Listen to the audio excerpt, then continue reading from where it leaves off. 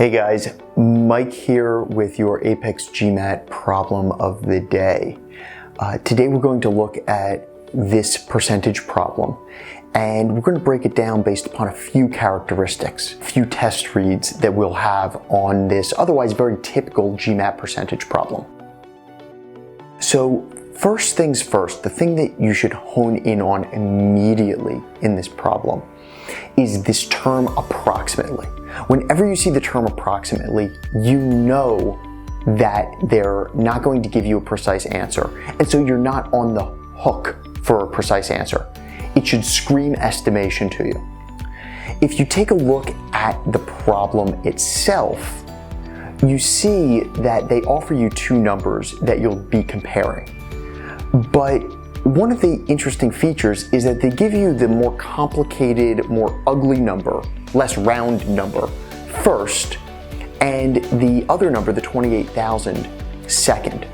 And this is designed to focus you towards a more exacting approach, when in fact your optimal solution path is recognizing that the 28,000 is your base, and instead of computing the differential super math style of 30-odd thousand minus the 28,000 and then putting it over the 28,000 original number, instead we want to play a what if and say, okay, 28,000 is my base, so what if I took 10% of it?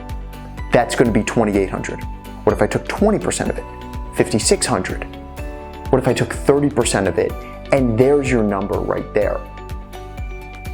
So what we can see, if it's not immediately apparent from a scale perspective, is that this big ugly number here is 30% higher.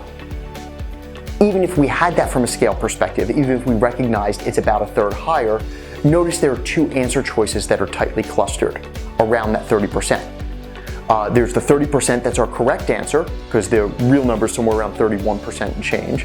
But there's also that 28%, and so we need to get to some level, exacting level. And we do this by playing that what if and saying, okay, we can fit 3 blocks of 2,800 in, and that gets us just below the target number that they've given us in the problem. This is a great problem to problem form, and you can play around with your mental math as well on it. Also, there's a signal, it's more of a subtle one and a little less reliable in the answer choices. On the one hand, you have the cluster of 28 and 30. And so you can reasonably suggest that because those two numbers are close together, and because we're looking at estimation as a solution path, the GMAT is testing our differentiation and our estimation skills, and that hones us into or narrows us down to a B versus C situation. Other clusters that are here that are less meaningful because of our test read is the difference between A and C, which is a factor of 10.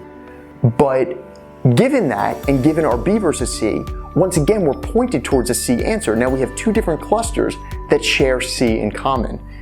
The GMAT does this a lot more often than you might think.